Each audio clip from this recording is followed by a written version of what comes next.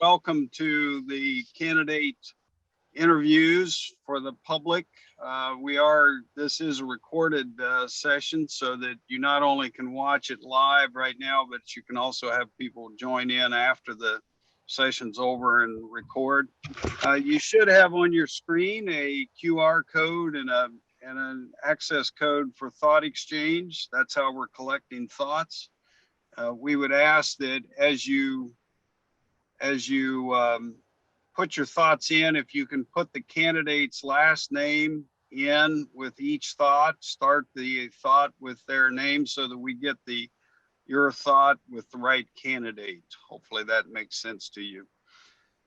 And the first person up is Eugene Thomas. Welcome, Eugene, and congratulations for being a finalist at Loveland City Schools Superintendent. You've been through two rounds with administrators and staff, and you've got the community tonight and then the board tomorrow night. We appreciate your commitment.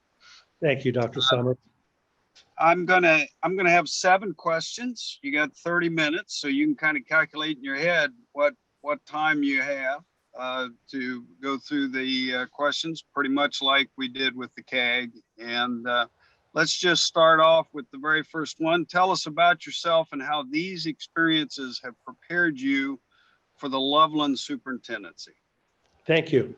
First off, I want to thank everybody for having me here down in Loveland. It's an honor and a privilege to be a finalist for your superintendency. As you probably realize, my resume and vitae was publicly published, so I hope you had a chance to read through that and where I've been and what I've been doing. I've been a superintendent for a little more than 13 years and been an administrator for almost 23 years now. But I want to talk a little bit about what my interest in Loveland is and why I applied to Loveland. I think that's a very important aspect that I should clear up right away. My daughter graduated high school last year, and she graduated through the College Credit Plus program. I give all the credit to my wife for giving her the genes of having very good brains and being very smart. And she entered into the Ohio State University as a junior, and she's studying radiology. She's very focused. She's doing very well, straight A's. And my wife and I wanted to move closer to our daughter than we are now, the 3 hours away. And we started looking for districts around the region of Columbus. Now, obviously, our daughter said, we don't want you too close, so try to keep a buffer zone. So we were thinking between 45 minutes to an hour or so would be just fine. Concurrently with that, I had 2 colleagues, former colleagues that worked with the Loveland City Schools, Associate Superintendent Greg Smith, and also the previous superintendent back in the early 2000s, I believe, Dr. Michael Klein. And I used to go to conferences every year with them in Decatur, Georgia, and spend a week with them. And they used to talk about what a wonderful place Loveland is, how high performing it was, how well the community worked with the schools, and how high expectations and professional it was. And I've been down through this area a few times as we went down to Kentucky into horse country, and we've stopped in the region, but we never really wholeheartedly dove into the Loveland area.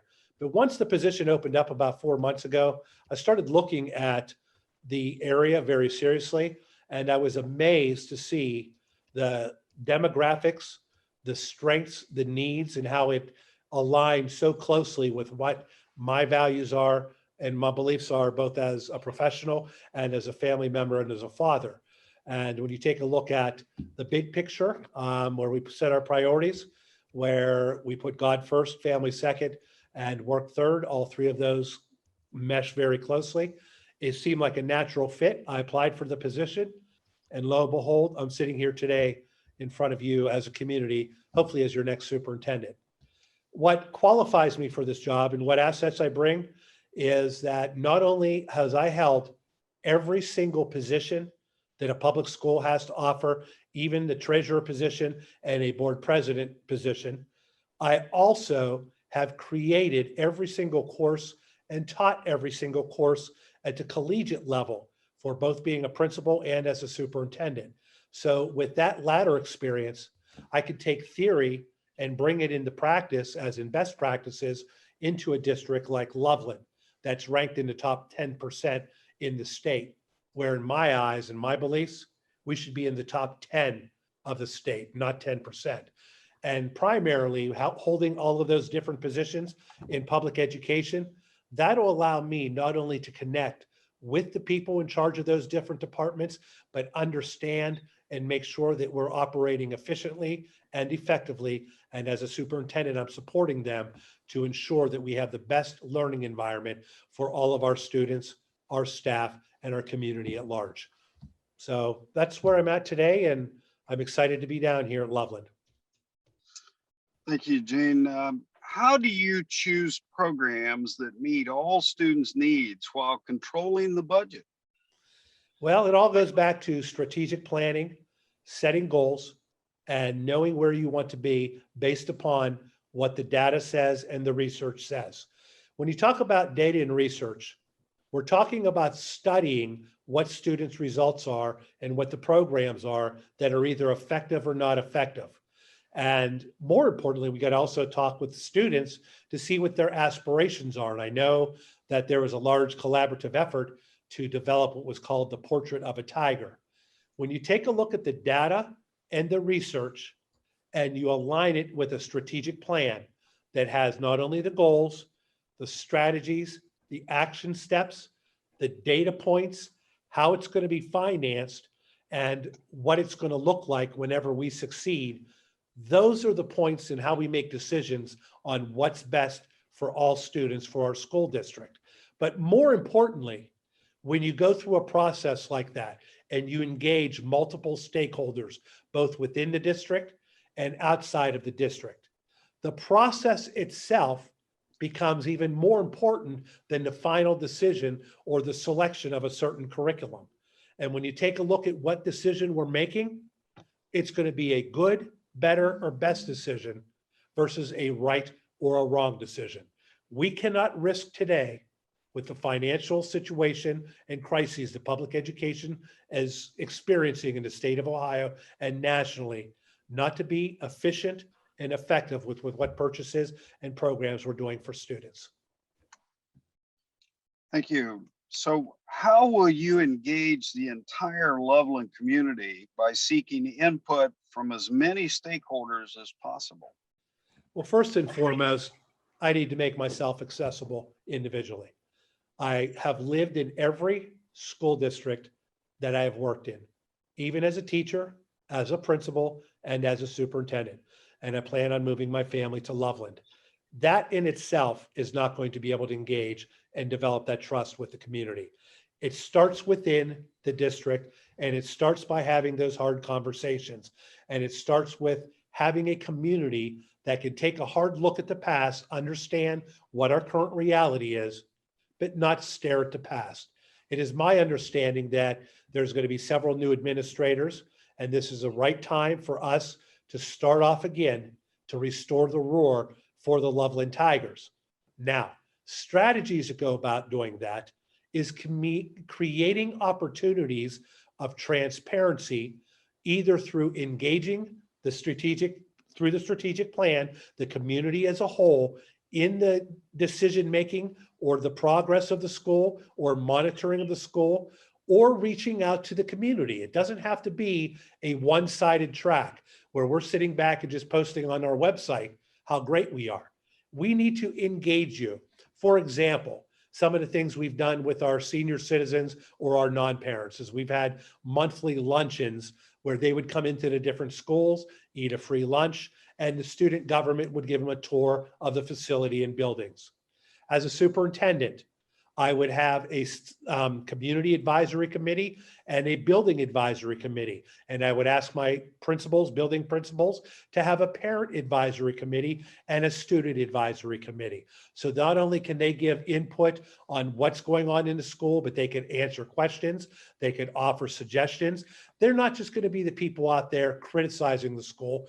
They're going to help us work and navigate through this minefield of figuring out what is the best interest of our number one product, and that is the student. Concurrently with all of those aspects, being visible in the community, going to church in the community, living in the community, being accessible, volunteering, I believe that we should possibly, and this is something that I thought about for some time here as I've gone through these interviews, is having a dashboard on the Loveland District website that would show academics, safety, fiscal, and satisfaction. We need to engage the people in those conversations and talk with those people and let them see what we're doing and what decisions we're making. So again, I'm going to go back to the decisions are aligned to a strategic plan that are good, better, or best. And when the bottom line, we're not making a right and wrong decision, because again, when we set it to the mantra, what are we here for? We can all embrace that we're here for the students.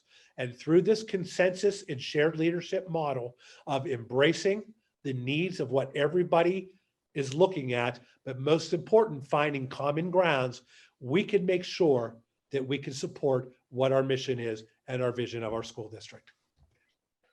So Eugene, you've talked about a process for Loveland. Can you give us an example of this work in your past, either at your current district or another district? Sure, it's a campaign. It's just like running a levy campaign. We run the district as if a levy were on the ballot each and every day. We have parents that are involved and students that are involved in different aspects of the decision-making process. We have an annual strategic planning meeting where we revise and we look at the goals and the data to see whether we met the goals or didn't reach the goals, and we extended another year and we reauthorize that. We most recently, with the restart plan that we did for COVID back after March 13th, we started with training and bringing our teachers and engaging our community partners to know that we have to be prepared to offer a remote or a synchronous live learning experience for our students, which we believed and embraced was the second best next to face-to-face, as opposed to an online curriculum or just hiring substitutes to come in and fill positions within a school.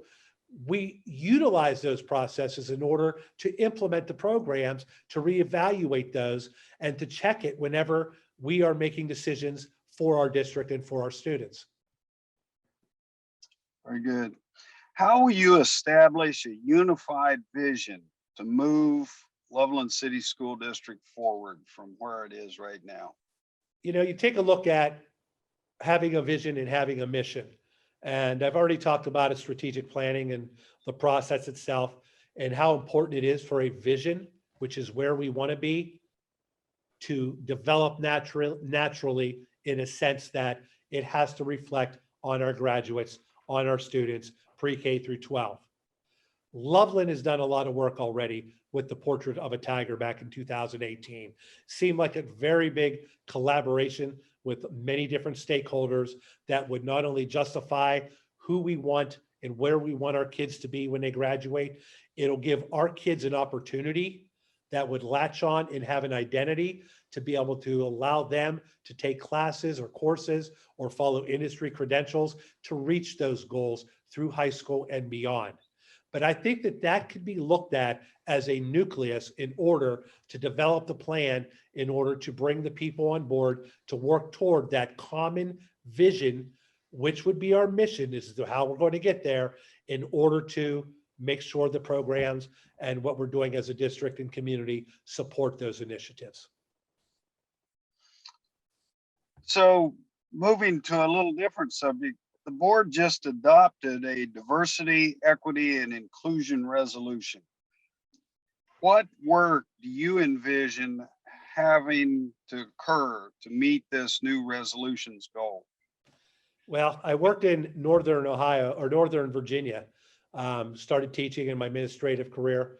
And if you take a look at those aspects and the demographics of Northern Virginia back in the mid to late 90s, it is very multicultural. I studied under Dr. Marva Collins and Samuel Batantons and understood the importance of embedding multicultural education and experiences to not only appreciate, but to understand the different cultures, the diversity, different economic status, different national origins, gender identities, and I became to appreciate that. I've had experiences in urban, rural, and suburban school districts ranging in sizes from 25,000 down to 500. Recently at our school district, we had a graduate pen a letter to our Board of Education Administration, challenging them to pass a resolution and to appreciate that type of diversity for Lowville local school district, which again is a very high performing district, but is not a very diverse district. Initially, some of the people came to me and said, why would we have to do this? We're really not that type of multicultural. When in fact, if you take a look at the big picture, this is something that we truly need, because when our students graduate from Lowville, they're going to go out into the real world. They're going to go have to work next to people, go to college, and have to be in the workplace and live in neighborhoods of diversity and learn to appreciate and recognize the importance of culture, of their personal identity, and most importantly, appreciate the larger spectrum that this type of multicultural experience is a must in today's society. Now, as a school district, we have Common Core standards, obviously, that embed the multicultural aspect of teaching and learning with our history, our English, and our literacy programs and whatnot. But also, one thing that we did in Lowville and we take a look at in Loveland is you have to start slow and you have to build capacity, just like any other type of initiative. And we have a Lowville Foundation, which is a scholarship and a grant foundation for teachers to be able to write grants, to be able to tap into different experiences, to be able to bring into the classroom for special units. But it's something that we need to remain cognizant of, not be distracted by it, but look for opportunities which are right in front of us to appreciate and celebrate those types of successes that we're foremost faced with today. There's a lot of challenges in schools and public education and in communities and in our nation today. And we got to be the leaders at the forefront to understand and be patient and sensitive toward that. That's a must, authentically. Good. How do you address the education of the whole child through a document you've already alluded to, the portrait of a tiger? Well, I think if you take it the whole child, is let's have the students latch on to one or two of those variables and align their coursework and what their studies are with their careers. That could be a career path for what they want to be and what they want to look for, because there's so many different types of assessments out there: personality assessments, leadership assessments, student types of demographics of what they want to be in careers, and find out what they're interested in. I believe that that connectivity between the classroom and with the students, which is probably happening already, but it's more formalized. It would allow the parents, business partners, and the community at large to support that and to have students find that identity in groups to be able to work toward their goals incrementally and celebrate their successes, but also follow through with what they're doing once they leave the high school itself and go into either higher education, the military, or the workforce. But just as importantly, as we're talking about career aspirations and the portrait of the tiger, we have to understand that it has to be flexible, that students can possess more than one of those variables or aspirations of what they want to be and attach themselves to multitudes of those different aspects, which are all in good sense right for kids today and what we're looking for when we have a graduate, which of course is taken from the portrait of the graduate in itself. It talks about engaging the students and keeping them at the forefront. Thank you. And last question. If you are chosen, how will you rebuild the community's trust in the school district? You know, it's not going to take one person. It's not going to take me saying, trust me, I'm your new superintendent. It's going to take action, walking the talk, talking the walk. I'm going to do a lot of the work that Mr. Nevin has already done, continue with that work. I'm going to live here. I'm going to go to church here. I'm going to eat in the restaurants here. I'm going to volunteer here. My wife and I will get involved with different community organizations, whether they're volunteer groups, support groups, and whatnot. And we're going to build capacity. We're going to tap into our administrative leadership team. We had interviews with an amazing community advisory group that was just excited about Loveland in itself and everything about Loveland. And it's about getting those people in and creating platforms and avenues for people to be heard. A lot of times people like to say, what are we going to do? And somebody likes to give an answer. Well, here's what we need to do. It's time to sit back and listen and understand before we start talking and speaking and putting programs in place. But it's also important to allow the people to have a platform to come and speak with the appropriate channels in order to understand that we are all in this together for one reason, our kids, bottom line. And if we can get everybody to understand and embrace that belief that no matter what we do, what we say, whether we agree with it or not, because like I said, all decisions we make aren't going to always be popular. But if you attach it to data, research, and it passes that litmus test, what's best for the kid, and of course it's financially sustainable, then we should be able to embrace that and have the trust in one another to be able to voice our opinions. We can agree to disagree, but we can't agree to disagree that something is right for the kid. It has to be good, better, and best versus right versus wrong. It's going to take a lot of work. It's going to take years to maintain and sustain that. And it's going to take a steadfast focus, knowing that every single day and being cognitive and appreciative that at any given moment, 1 minute can destroy that entire trust. It's time to take a look at the past and not stare, and let's restore that roar that Loveland City Schools is truly so well known for. Eugene, thank you for the questions. Any last thoughts that you want to share with the community before you let you go? Look, I want to thank everybody again. I encourage you to take a look at, what I've done in the past and what assets I can bring. I think when you meet me, you'll find out that I'm a very easygoing person. I'm a working with person as opposed to a doing to person. There's no surprises.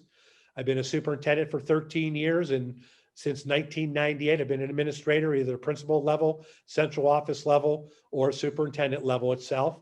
Yeah, I've had a couple, 3 articles out there, and obviously everybody gets beat up a little bit, but I'm coming into a district where I know what the first steps need to be. Obviously, I hope that I could gain your trust to walk up to me with an open mind, with a cognizant of what we have here in Loveland, the resources. We're blessed here. And I hope you can extend your hand and say, I'm willing to give this district the chance it deserves. Whether you've supported it your whole life, you've jumped off the train and not supported it, or you're somewhere in the middle. Let's give it a fresh start. We have a new opportunity to start fresh, and let's restore that roar together and make everybody proud so our kids can succeed. And that's it. Thank you, Eugene. We appreciate your time and best wishes as you finish the process over the next day. Thank you very much, Dr. Summers. And I want to thank Bob Farrell and everybody that has brought through the process. It's been very professional, and I'm blessed to be here. Thank you. And for those in the community, make sure that you're putting your thoughts in the QR code thought exchange. Make sure you put Thomas as the last name for the candidates you just heard from. If you have comments, we want to make sure we collect those. We will be providing those to the board for tomorrow's discussion and interview that they complete. Thanks again, and we'll be back in just a few minutes with the next candidate. Thank you. For those of you in the community, again, we'll keep repeating this over and over to make sure if new people come in, the QR code and the code on the screen gets you access to the thought exchange where you can share any ideas, thoughts, and opinions that you have of the candidates. We ask that you put their last name in the first part of your comment so that we know who you're referring to when we're reading those comments. We do summarize those and provide them to the board.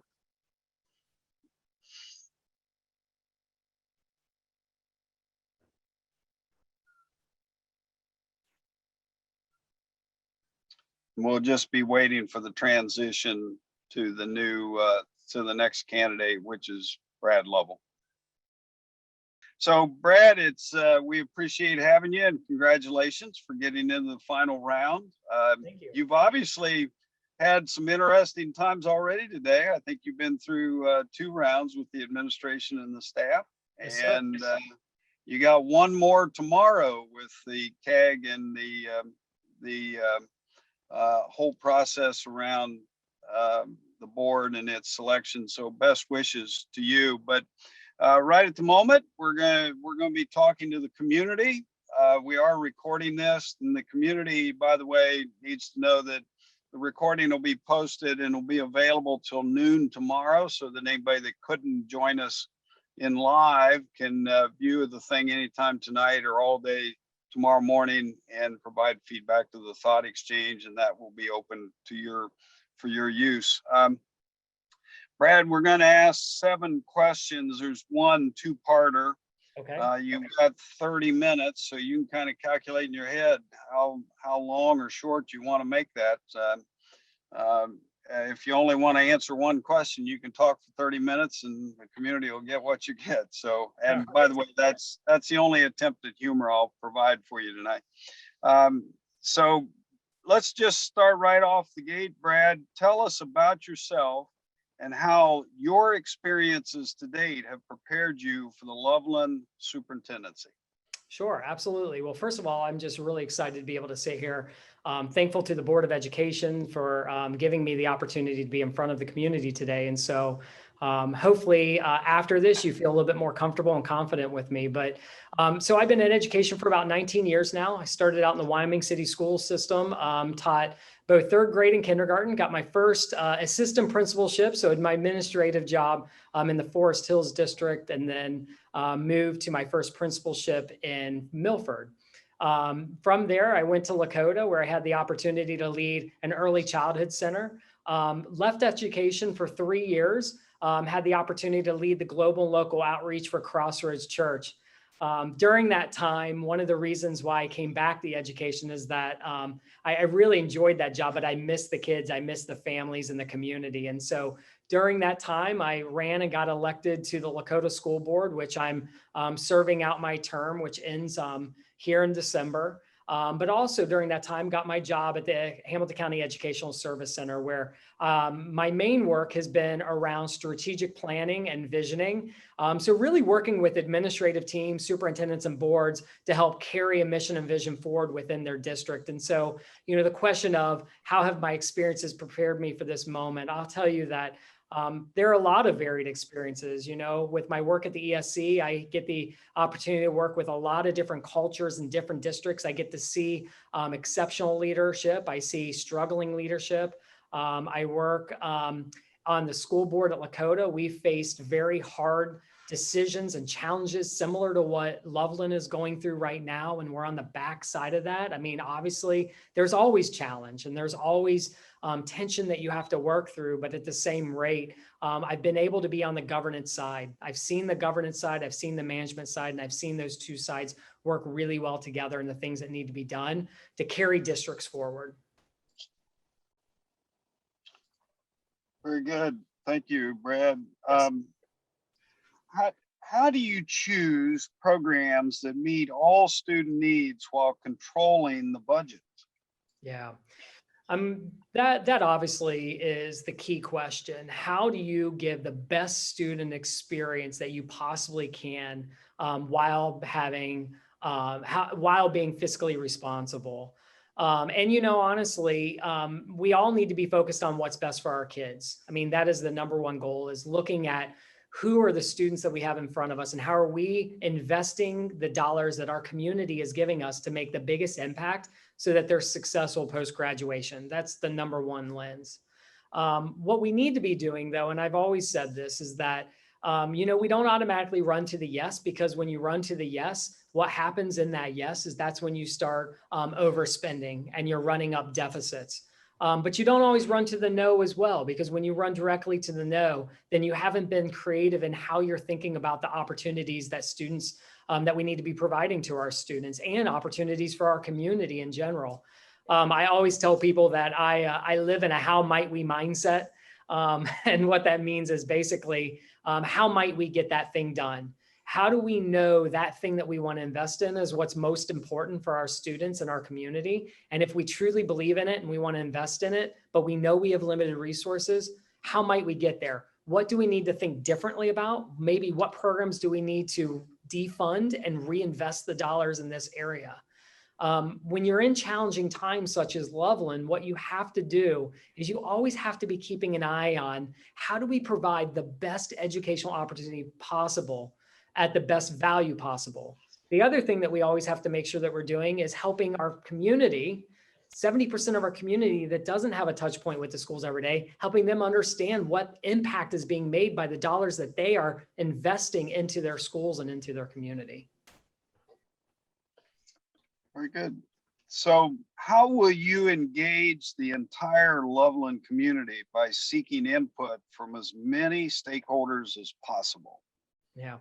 One of the things that we have seen success in at Lakota is, after our many failed levy attempts, we have been extremely intentional about doing listening sessions. Now, why that might be board driven, what I can tell you is that as a superintendent, it is my job to be out there and being an active listener. And when I say an active listener, what I mean is that I'm not walking into an environment and into relationships with an agenda. What I'm doing is I'm sitting down and I'm truly listening and understanding what is it that the community has to say. And what you'll learn through that is the passion and the drive that they have for their schools, but also the limitations.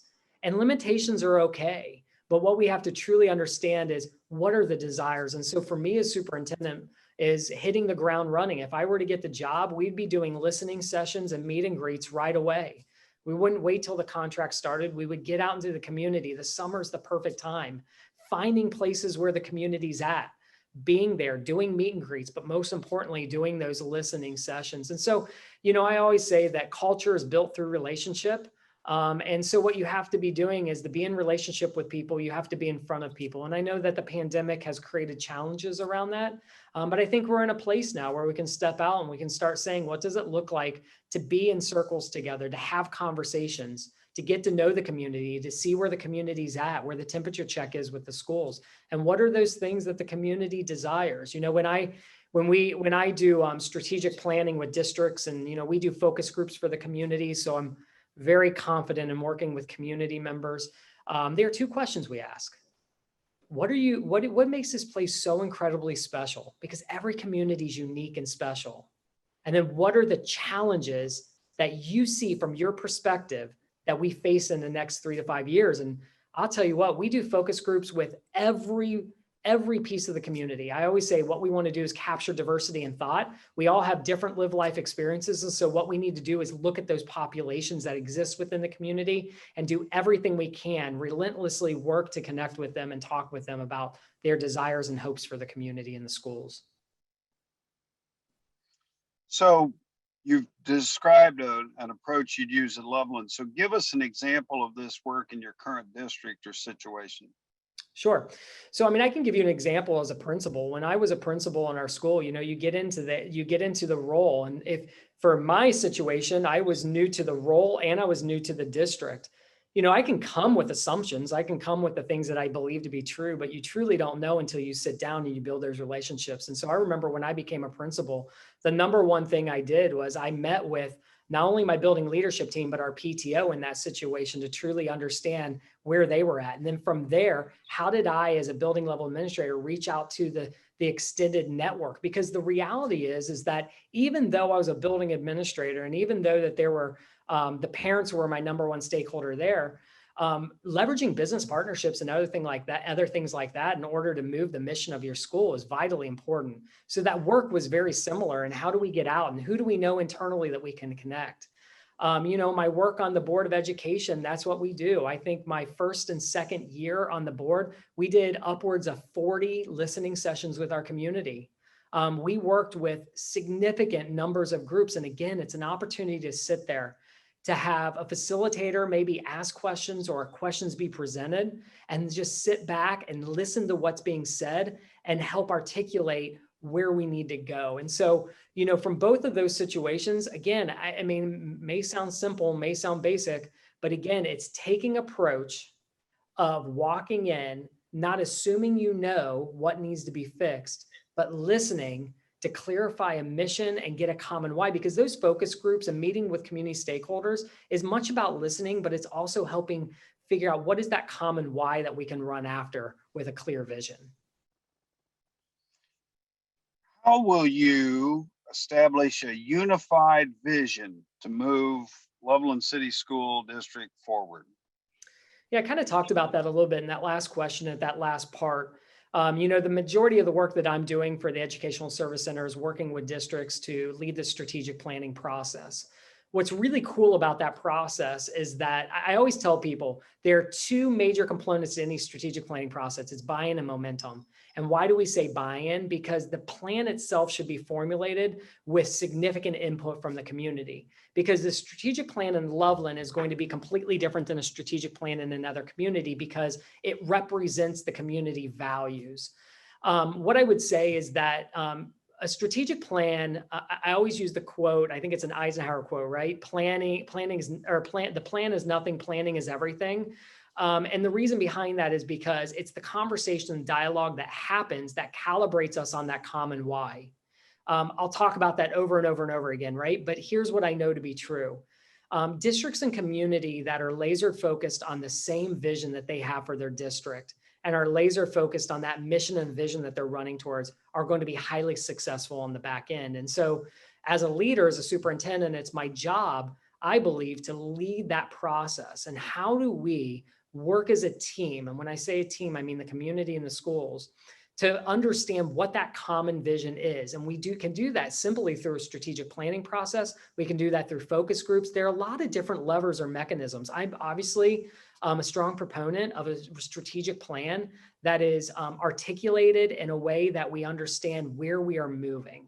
I've said all along that districts that I work with that are doing a great job, all their arrows are everybody's rowing in the same direction. The board, the administration, the staff, and the community. There's a clear vision of where they're going and they're rowing towards that. And the strategic plan is a great document to help make that happen. But again, it's not the plan, it's not the document, it's the conversation that happens during the process of that strategic planning. So the board just adopted a diversity, equity, and inclusion resolution. What work do you envision happening to meet this resolution's goal? Sure. Well, what I'll tell you is this, is that there have been a lot of districts out there that have produced well-crafted, articulate statements around where they desire to be when it comes to diversity, equity, inclusion. And what I've said all along is that statements are great, action is better. Now, I will also tell you that I believe that when we start talking about diversity, equity, inclusion, what we have to understand is that it's not a 0 to 100 miles an hour thing, meaning you're not going to run, you're not going to put the pedal down and run fast towards it. What you want to do is you want to be strategic in how you think about the work that needs to be done around diversity, equity, inclusion. I mean, we know that when you talk about diversity, equity, inclusion, you think about the school system. And this may be a broad generalization in a way, but what we do know is that there's hiring practices associated with that. How do we recruit and retain the best staff, diverse staff? There's curriculum aspect of that. What are we teaching? How do we understand if we're teaching equitable practices, whatever that may be? And then there are activities and things that we do in the district to celebrate cultures. Those are three areas. But again, you don't run after them all at the same time without totally understanding where you need to go. And I'll tell you that the topic of diversity, equity, and inclusion is an important topic that we should all be having, we should be addressing, but it needs to be done in the context of the community that we are working. And so that means that before we really tackle a lot of hard work around this, yes, there are things that we can be doing right now, we can be moving the ball forward, but the community should be engaged in that process. But I'll tell you that the strategic planning process is a great way to engage in that process as well. It's a great way to bring together and understand what the community values, what we're willing to walk towards, but also knowing that in that work, sometimes we all have to be somewhat in an uncomfortable position. There's not a right or wrong answer for a district, but it's having the conversations, looking at the resources that we have, and working with the community to understand how do we move forward in this area. So how do you address the education of the whole child through the district's portrait of a tiger? Yeah. So when we talk about a whole, so I'll just say this, if we take a step back, one of the things that if you were to talk with staff members within the school system, you'll know is that prior to the pandemic, there is a concern about the rising needs, social emotional learning, whatever that may be within our classroom settings, and then working with teachers to help them better understand how they can be equipped to address those needs. What we know from the pandemic is that there now has been a microscope on those things. And so that they are magnified now because of the community resources and things like that, that we have to really rally around. And so when we talk about the whole child, we're not only talking about the social emotional needs of the child, but we're also talking about how do we create a well-rounded child as it relates to their ability to be successful post-graduation. And so again, I think they both tie in together. But if you were to look at any portrait of a graduate or portrait of a tiger, the things that we're talking about there are talking about resilience. We're talking about collaboration. We're talking about communication. How many times have you been in a room and said, man, these kids today just need to be better communicators? There's a reality behind that, because here's what we know. We know that the average number of jobs that kids now will have in the future is, I think the average now, don't quote me on this, is somewhere like 18 or 19. It's extremely high.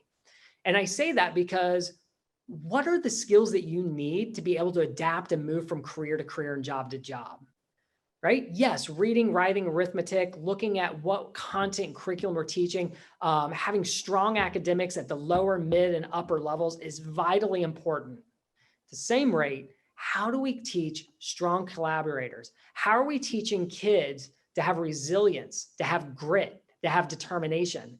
Those things that are outlined in the portrait of a graduate is that vision and that visual articulation of what we desire to be and have our graduates do post-graduation. I believe the strategic plan is the roadmap to do that. And so what I would say is that if you've got that visual articulation, awesome. How are we building a plan to support that? And then how do we really embrace that within not only the school system, but the community as well? You know, one thing we haven't talked about here is the connection to the community, to the schools. There are valuable resources outside of money that exist within this community. And so how do we leverage those resources to do things that we're talking about now? Leveraging the community to help build the school stronger. And so those are all the things that I think that have to be considered. Last question. If you are chosen, how will you rebuild this community's trust in its schools? You know, I tell people all the time, you know, I have the pleasure of working with a lot of leaders from around the area. And, you know, I serve on a board of education and I know this firsthand. And I say this is that, you know, organizational trust and community trust is built by repeated actions over time. And so that trust can be broken or it can be built based on what we're saying and what we're doing, how our words and our actions are aligned. And so when you think about the trust that maybe the trust that's been broken in this community, it's built by being in relationship and being intentional about having conversations with the community. It's extremely amazing to me how something that is so simple, a conversation or relationship, can go so far in building trust. Now, look, we're not always going to agree. Not every community is going to agree with leadership actions all the time. But I can tell you this, that if I, as a superintendent in Loveland, do my work early on to be present, to build a relationship, to do listening sessions, the reality exists that when those hard decisions come, and again, there's going to be a lot of wins, but when the hard decisions come where there may be disagreement, those disagreements are founded in trust because there's been an intentional ability for us to get to know each other on a deeper level. And so again, you know, I'm not naive to say that it's going to happen overnight because trust isn't built overnight. And you know what? Trust isn't it's not something you reach. Again, trust is determined by repeated actions over time. And I truly, truly, truly believe that. And so it would be my intent to just be in relationship with our community, to do listening sessions, to be out there, to get to know our community, to understand, you know, what makes this place so special and what are the challenges from your perspective, from where you sit, from the family room that you're sitting in. You know, what are the biggest challenges that you see? And then how do we come together with our limited resources to do what we know is best for kids and what we know is best for our community? And so, you know, I guess the simple answer is, how do I rebuild trust? It's understanding, it's through relationship, and it's through transparency with the community. And again, I am not expecting that if I were to get this job, that trust would be there.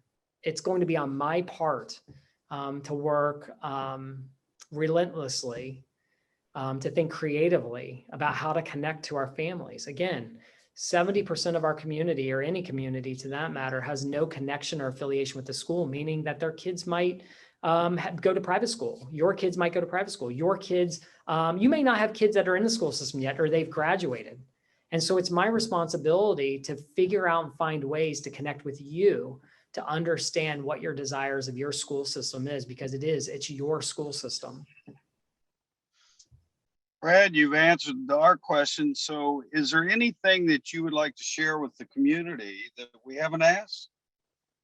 You know what, I just reiterate, I think what I kind of started this conversation interview. I feel like it's conversation, except I'm looking at a camera. So, but what I would say is that it is honestly just an honor to be able to sit here right now. I know that you all are in very different places.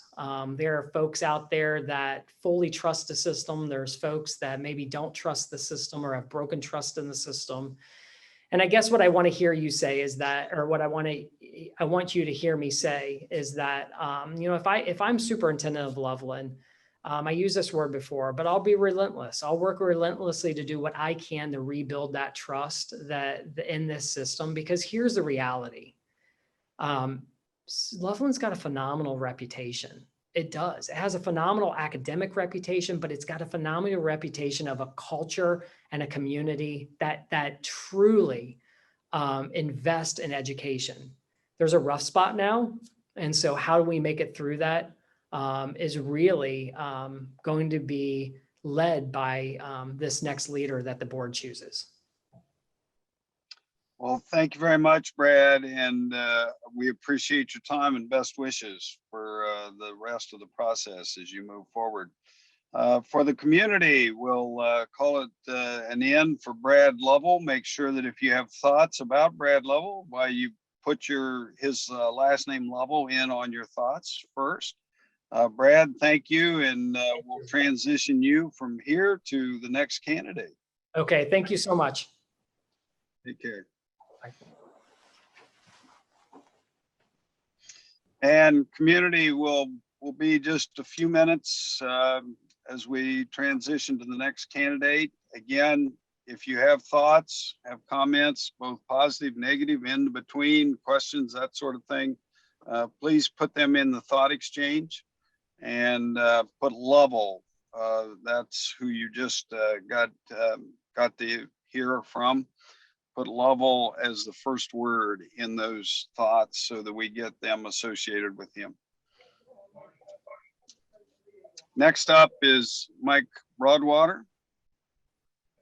And we are just a little bit ahead of schedule. So it may take a minute or two to bring him into the position. So stay tuned. Mike, how you doing this evening? I'm good. How are you? Not bad. If somebody can move the camera up just a little bit. I get that all the time. Yeah, well, you and Eugene set the standard for height, and Brad was the normal height, the person that was in the middle. So okay. So Mike, it's good to have you. And first of all, congratulations for being chosen as a finalist for Loveland City Schools Superintendent. Started out with a lot of candidates, and you're down to the final three, and should be recognized for that task. I understand you've been meeting with administrators and staff previous to this one, so this is number 3 today, right? You got it. And then you've got the board and the community advisory group combined interview tomorrow. So that's what your schedule looks like. What we've got is 7 questions with one that has a 2-parter, so 7.5 in the process. Please plan on it. About 30 minutes is what we have scheduled. So kind of answer your questions accordingly, Mike. And if you're ready to roll, I'm going to ask the first question. I'm ready to go. All right. Tell us about yourself and how these experiences have prepared you for the Loveland Superintendency. Okay, well, I'll start with growing up in Canton, Ohio, Northeast Ohio. I went to Ohio State University, majored in math and minor in computer science. I then took a teaching position in North Royalton, Ohio. It's a southwest suburb of Cleveland, where I taught math, I taught computer science, and coached football and basketball, and was class advisor and was in plays and did all sorts of good stuff. And North Royalton is a like district. When you look at the Ohio Department of Education website, in Loveland, they'll list 20 like districts in the state of Ohio out of 600. North Royalton is one of them. So that's where I feel that my experience really plays well in and will work well in Loveland. And all the research I've done for Loveland, I love the community. My wife and I spend a lot of time at the bike trail, and we just really enjoy the community and watching the schools. It is a like district to what I'm used to, and it performs very well. And so getting kind of back to my experience, I taught for 14 years, which is a long time for somebody interviewing for a superintendency. And that is because I enjoy working with kids. I enjoyed teaching. I never thought I would get into administration. I majored in administration at Kent State simply because that's what you did at the time to get your master's. And so North Royalton was a growing community. They asked me to be the Dean of Discipline I think it was my 14th year. I did that. I didn't think I would continue doing that after a year because I thought I would miss the relationships with the kids and building those relationships. I can tell you, I thoroughly enjoyed it because I built great relationships with kids that needed an adult role model. So I really enjoyed it. And then the following year, they asked me to be an assistant principal. So I did that. And before I knew it, I was in administration. I enjoyed being an assistant principal. In 2006, I was the state of Ohio assistant principal of the year. And I was actually one of 3 finalists for the National Assistant Principal of the Year, and I did not get that. The winner actually donated a kidney to one of her students, so I couldn't compete with that. But after that, I met my wife. We're a blended family. We have 5 children, 4 of which are out of college and are doing well, and the other one is entering college. And so I'm at the time of my career where I have the time to dedicate to a community such as Loveland. And really move forward the school district and the community at large. When you take a position as a superintendent, it's not just about the school district, it's about the community and listening to the community and what do they want for their kids and figuring that out by talking and being visible. So moving down to Cincinnati, I took a position at Lakota East. They knew I was going to be there for a year. I was looking for a principal position. They offered me a principal position. But at the same time, Anderson High School's principal position came open, and I was lucky enough to get that. I enjoyed being a high school principal immensely. I love all of the after-school activities. I love being a part of that, getting to know the kids. And after my 3rd year there, I was offered a superintendency at a local district. My Board of Education at Forest Hills wanted to keep me, and that's always a good thing. And they offered me an assistant superintendent position. And so I stayed. I wanted to be part of, we had a $103 million bond project that passed, and I wanted to be a part of that, and I wanted to finish that for the community. And after my first year as the assistant superintendent, they put me in charge of the entire project, the $103 million project. We renovated 10 buildings. We built 1 new. It was a large undertaking. And so when you talk about my experiences, I considered myself very knowledgeable instructionally, academically, moving into the assistant superintendent. My weakness probably was the business side of education. And for the last 6 years, that's what I've honed. I've been on the business operations. I've also taken over human resources. I do all the technology, food service, transportation, custodial maintenance, all the while maintaining very good relationships. And I've developed a lot of trust in the community. And I think they trust what we do. And so, I guess in a long answer to your question. I feel like everything that I've done up to this point has landed me at Loveland for a reason. I feel my experiences and my strengths. I believe my strength is working with people, building relationships, being approachable, being genuine, so that people see who we are and that we care. And if you're going to see me at any activity or any event, I'm not going to be standing on the fence looking at my watch. I'm going to be enjoying myself, because that's what I do. My wife and I love going to the activities. We love being a part of the community. And so I'm at the time of my life where I can commit to it. I did not apply for any superintendencies until last year, because I felt it was important for me to finish the bond project at Forest Hills. And I felt a loyalty to that. And so here I sit, and I would love to be the next superintendent of Loveland. Thank you, Mike. How do you choose programs that meet all students' needs while controlling the budget?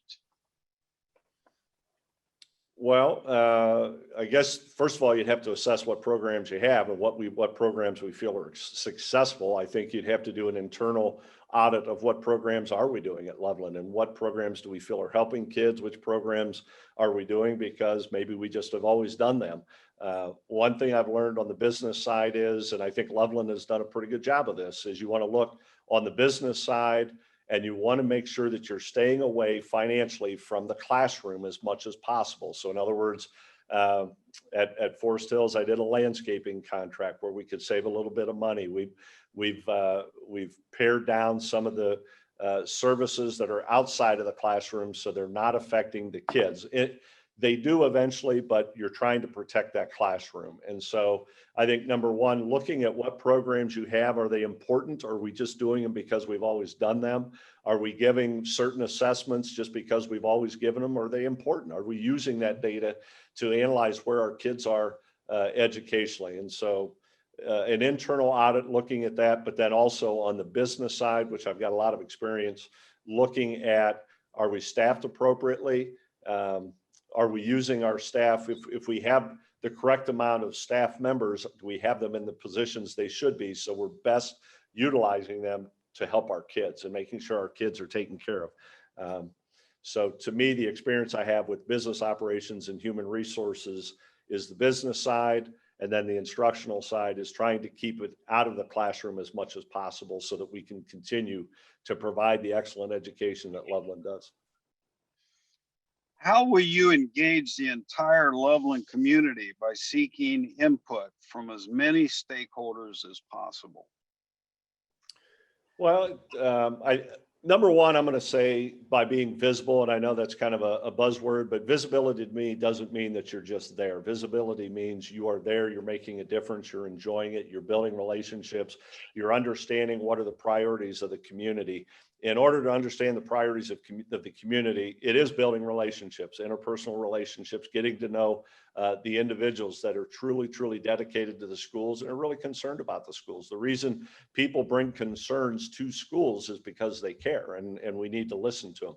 But I think also setting up, being very direct about how we're going to set up communication with the community. Are we going to do a strategic vision? Are we looking at building upon the portrait of a tiger? If we're going to do a strategic vision, then we're going to invite the community in. I'm a big fan of breaking it down and having smaller groups so you can have real good conversations and really understand what is it that the community wants. When I look at the portrait of a tiger, and when I hear a lot of the conversations, I hear innovation a lot, I hear diversity a lot, and I hear student focused. And so looking at what the community wants, what is their vision for this district, both instructionally, social, emotional, and then financially as well. But I guess to me, building those relationships, interpersonal relationships, but also being very deliberate on how we're going to set up and meet the community. And by meeting the community, that means me going out. And so setting up in the morning, whether it be a superintendent's coffee or whatever it is, so that we can meet individuals that can meet in the morning at 7 o'clock at night, setting up an area where they can come out and meet me and we can discuss what their priorities for the school district is. And the board will have a lot of input into that as well.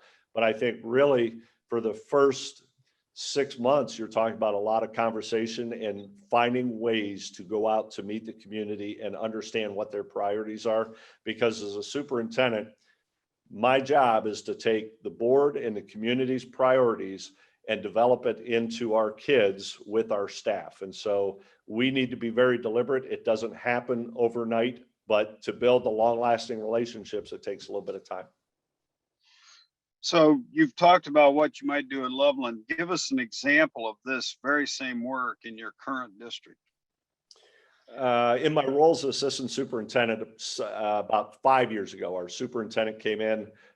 He and I sat down. We developed the plan on how we were going to do we did a strategic vision. So we found about 20 key parents of each building, and then we found about 20 key community members, and then also opened it up to the community. If somebody really had a passion to be a part of the strategic vision planning, then we wanted to bring them in. So we had about 100 individuals. We set up 10 tables of 10 people, and we kind of led the process of where we're going on a strategic vision. And you kind of have an idea of where you think you might go. But then what happened was we started moving in towards areas that we had not thought of. And innovation was one, cultural proficiency was another one. And so we had really good conversations. And it was a great way to understand that the reason a lot of community members are vocal and interested in the schools is because they care. And so providing those opportunities to have them come in and just have I'm a really big fan of when you have formal conversations, it's great, but informal, you're sitting at the table with 10 community members saying, hey, what do we want for our kids? What is it? What do we see at Loveland? Where do we see we want to strengthen what we offer for our kids? And just listen to the community. And that's kind of going back to being deliberate, doing a strategic vision where you're bringing in community members and you're opening it up to anybody that wants to be there, and just finding a way to get them involved and land upon a strategic vision. But that's one concrete example that we did, and we're still using that strategic vision today. One of the things I liked about what we did with the strategic vision is we had 4 different categories. We then set up the priorities in those categories, but we had action steps, and we also made sure that the budget was tied to the action steps that we wanted to do. So in other words, if we said, well, we want to develop cultural proficiency, and that means we want to have a guest speaker come in. Well, the treasurer needs to know that's part of the action plan, and we need to know if that's part of the budget. And so I think it's got to be tied into the budget, and that comes back to being fiscally sound with what you're trying to do. You love having great ideas, but it has to be rooted in finances, and if we can actually make sure we're doing it for kids. So Mike, it's kind of a further follow-up question. It's the next one, but it on the same theme. Now that you've talked about the strategic vision, how will you establish, what will you do first at Loveland City Schools? How will you go about establishing that same unified vision for this district and this community?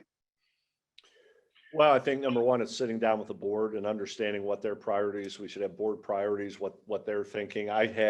When I looked at your firm's priorities for the superintendent, was innovation, student-centered.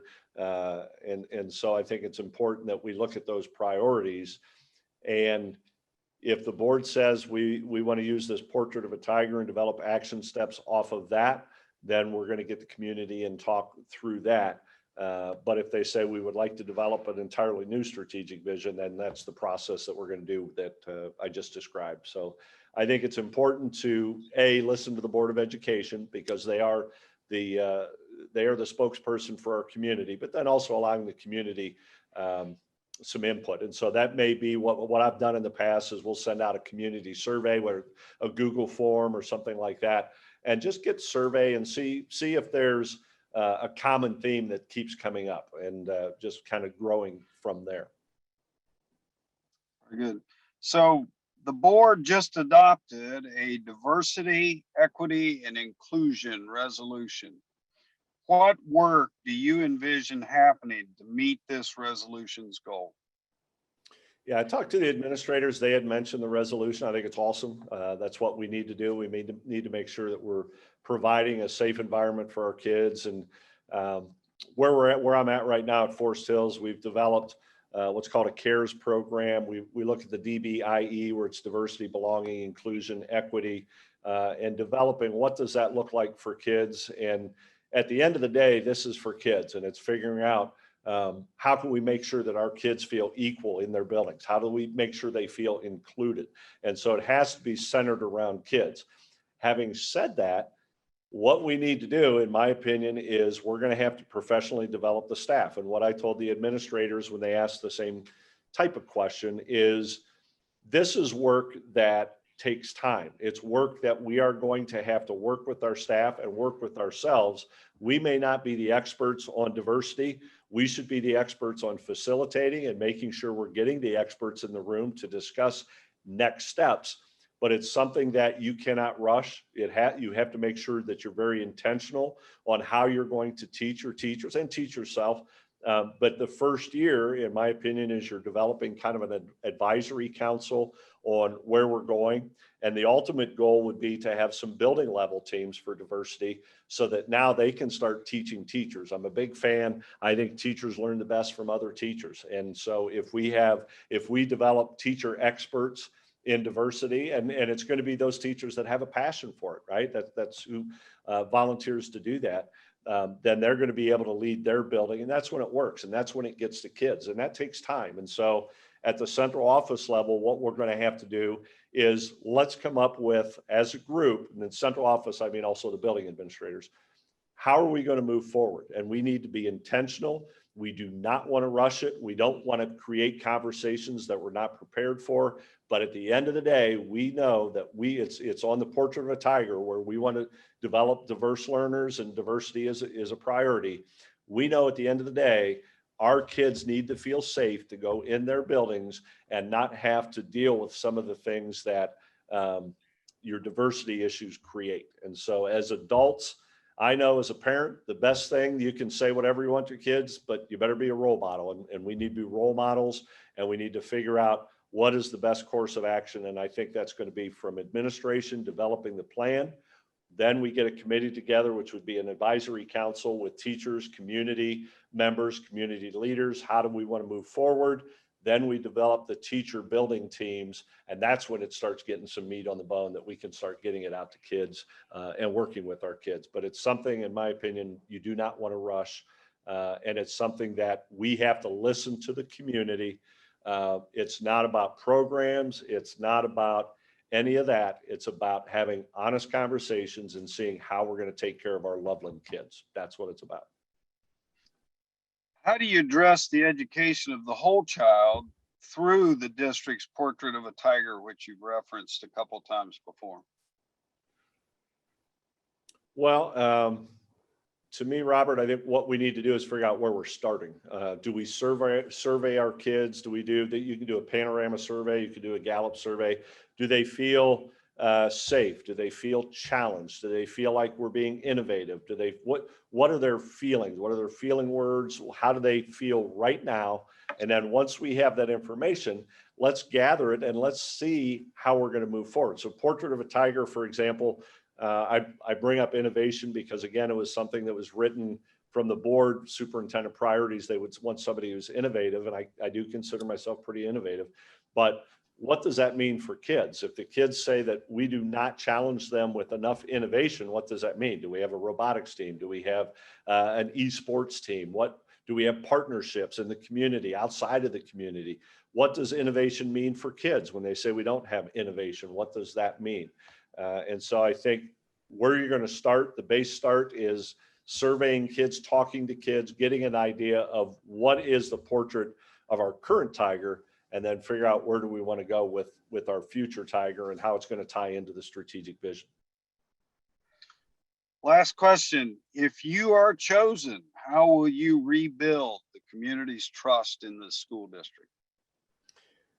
Well, first of all, I hope I'm chosen. I would love to be a part of Loveland City Schools. I feel that where Loveland is right now is just they're ready to go, and I feel my strengths are working with people, interpersonal relationships, and just getting people to realize I am approachable, I'm genuine, It's tough to say it in these interviews and sound humble, but I just enjoy being with people. So first and foremost, if I were named superintendent tomorrow, it's what groups can I go meet? Who can I go see? What game do we have? Let's go see a game. And just getting out and letting people know it's not about me just being there. It's about me enjoying it, being a part of the community, and just listening and kind of getting an idea, where is the pride? I know Loveland has a lot of pride. What's the pride in the city schools here in Loveland? What do we hang our hat on? What are we concerned about? And so if I were lucky enough to be named the superintendent tomorrow, I would be looking at what community groups can I go see? What events can I go to? How can I get into buildings? And just start to build the idea that we're going to be there. And for me in my career, I believe everything has built up to where this is where I want to be for the next 10 years and be a part of the community and develop such a pride in these schools, because we should have. When you look at all of the performance and everything that we have going on here at Loveland, we should have a lot of pride in what we're doing for our kids and pride in our kids, because we have great kids. With every metric I look at, we should be very proud of it. And so to me, Robert, it's going to be right out of the gate, where can we go meet some people? Let's get talking, and let's develop a strategy on communication. I think developing consistent communication, whether that's a superintendent's newsletter every Sunday evening, a superintendent's newsletter every other week. How are we going to get information out and develop the trust? Because I always say when people say you don't communicate, it means they don't trust you. And so we have to develop trust along with communicate, so that the people believe that, the kids are, that's the center, that's our focus. That's what we're trying to do, is help our kids and be just genuine educators and taking care of kids. And so hopefully I didn't answer too long there, Robert, but it's being visible and just right out of the gate. Let's go. Let's see who we can meet, and let's see what our priorities are. So, Mike, you've answered a lot of tough questions. So what haven't we asked? What do you want the community to know about you and your candidacy that we haven't touched on? Well, I guess I would say that I do not apply to many superintendencies. I make sure that it is, and I say that because Loveland is where I feel I fit. I feel that my leadership style, my personality, my passion, I would love to be in a district where I'm needed and I can make a difference with kids and grow great relationships with kids. And so, Robert, what I would say is my career, when I was a building administrator for many, many years, and I've always considered myself an instructional leader, and that was my expertise. The last 5 to 6 years, I've developed the business side and the business model, and I think it's made me a complete superintendent candidate. And I think you don't have many superintendent candidates that can say they've taught for 14 years. I still teach. I'm an adjunct professor at the Christ College. I teach quantitative analysis as well as pre-calculus. And so I am ready. I have not built my career on moving up as fast as I can. That's not what I'm about. I'm about making effective change, and I think I can do that at Loveland. Well, thank you, Mike, and thank you for your time, and best wishes with your work for the rest of the day tomorrow. And with that, we'll close it out to the community. Remember that this has been recorded. It will be posted and be available for people to watch until noon tomorrow. The thought exchange will be open that long as well. And Mike, you can take leave and relax and enjoy the evening. The community, make sure that as you put your thoughts in, that you put Broadwater in as the last name, so that we get your comments properly connected with Mike on this process. And by all means, do share with your other folks that what it is that is available until noon tomorrow. And with that, we'll call it the end of the process for the community engagement. Thank you for your time. And by all means, share those thoughts on the thought exchange. Thank you.